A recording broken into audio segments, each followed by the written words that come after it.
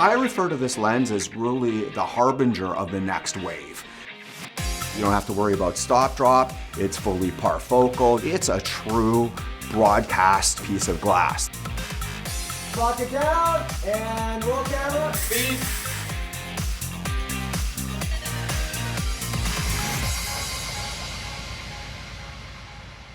The word game changer gets thrown around a lot these days. And at a risk of sounding a little bit hyperbolic, I want to apply that term to this lens right here. Now, why is this lens such a big deal? It is because this lens is $50,000, and it is standard issue for a lot of commercial, film, and high-end broadcast work.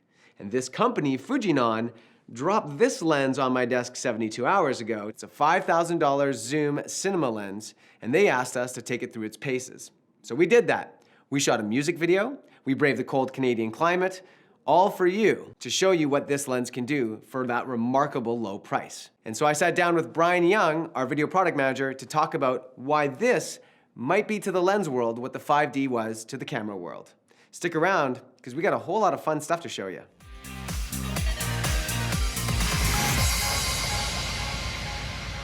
So it's been a busy 2 days with this lens.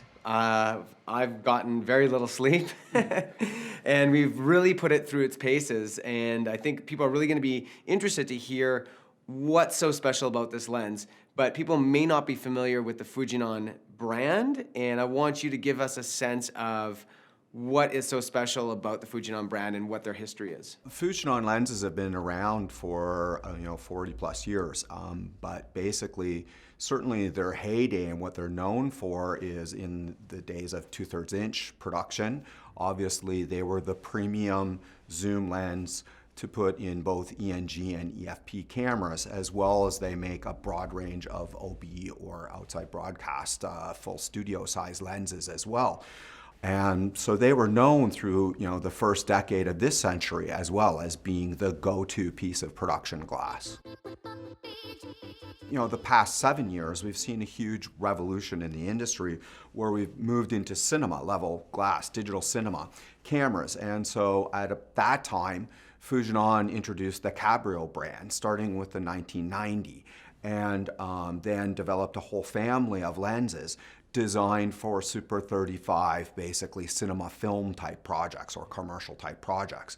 And those lenses are set the benchmark in the industry and allowed people to actually move the camera quicker because you didn't have to swap out all your prime lenses. So you could quickly just zoom the lens because it's a full parfocal. Second ring. Second ring. Keep going, keep going, keep going, keep going, keep going. Yep. It has a decent T-stop at 2.9, and still also has the whole power drive mechanism on the side of it. So you could even do a power zoom or a creep in if you needed to. Right. So you could shoot either more ENG FP style or you could shoot pure cinema style because the grip was removable. And so this is an exciting lens, I think, because to access cinema quality zooms before was outrageously expensive. It was actually unapproachable and unaccessible. True, with that lens being over $50,000. And then we saw just early last year, FUJINON introduce another lens, which is the 20-120, which sold in Canadian dollars, again, just over $20,000.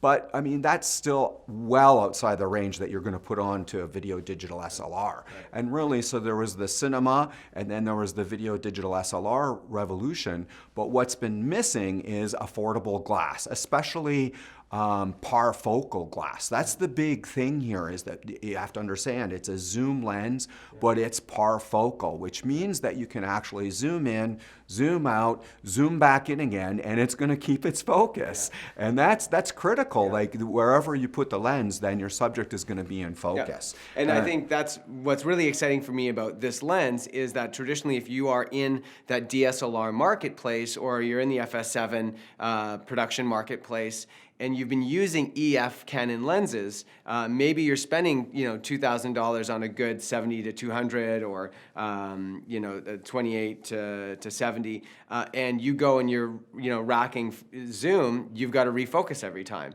And for an extra $1,000, effectively, actually a couple $1,000, you now have a cinema quality glass that goes to T29, which is incredible because... Which is like an f2 basically, or an f2.2 Yeah. in that range, right? Yeah, so exactly. this lens, you mean the T-stop on it being a 2.9, just like the original Cabrio, Yeah. is incredible. And unlike the photo lenses, I mean, the other thing that you're going to get with a photo lens that you're not going to see as much, certainly this lens is dramatically reduced, is any type of breathing, or a lot of photo lenses will also spiral. So even as you zoom, the image will actually spiral or move as you zoom in and out. And you're not going to see any of that in this type of glass. Okay, I'm ready.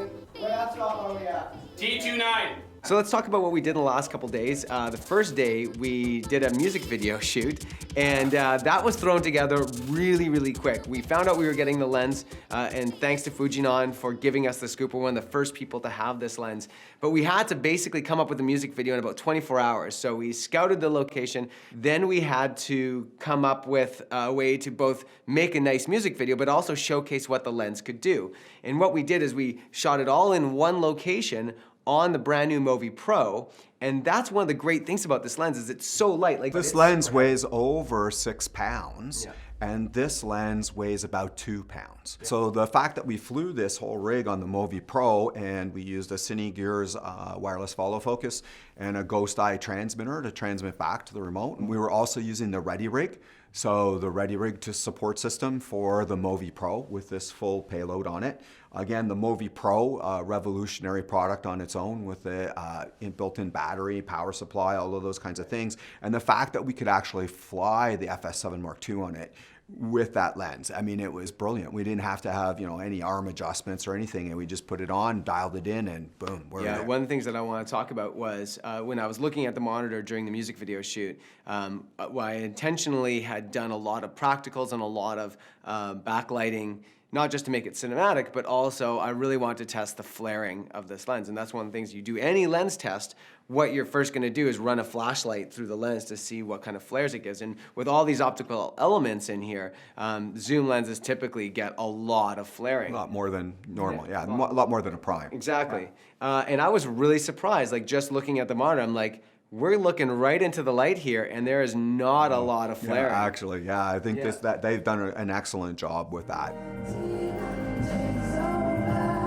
And you have to remember that this is rated as a true 19 to 55 on a Super 35 camera. It is not rated as being a full frame lens. Right. So the 18 is really an 18 millimeter full wide. And so you've got some really nice wide angle stuff coming out of this lens, and then going out to 55, and then shortly after this lens, we're also going to see a brother of this in the family that's going to be a 50 to 135.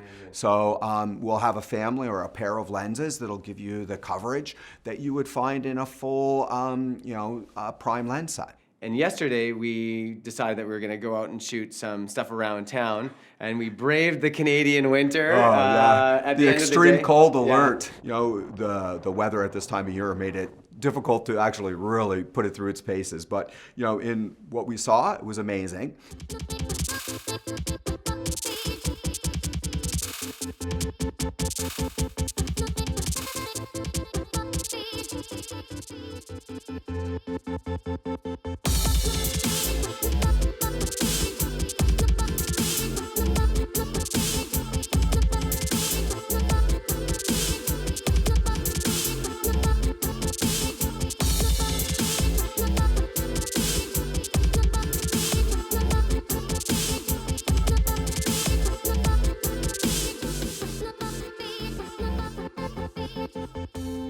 We're going to show a few little test charts and things like that, so you can kind of see the lens charted and whatnot. It also has a back focus adjustment, so you can tweak it. There's a little mark that tells you where you're marked in for a typical camera, but if you are finding it a little bit soft, you can actually run it through a chart. We'll show you that.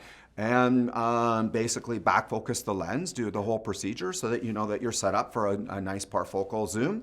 And macro, as well. So if you want to do a macro shot and get a nice extreme close-up on something, you'll be able to do that with this lens. This is like a game changer. It is a game changer. I refer to this lens as really the harbinger of the next wave.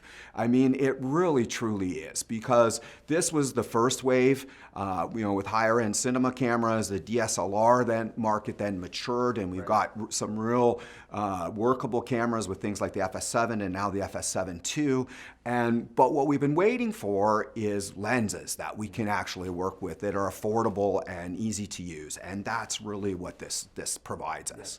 And so who are the people that this lens is geared towards? What kind of shooters? The ideal marriage, obviously, as what we said, being that it's an E-mount type lens, is that it's going to fit, the FS7 crowd perfectly. So whether it's an FS7 or an FS7 Mark II, this lens is perfect for that kind of shooter.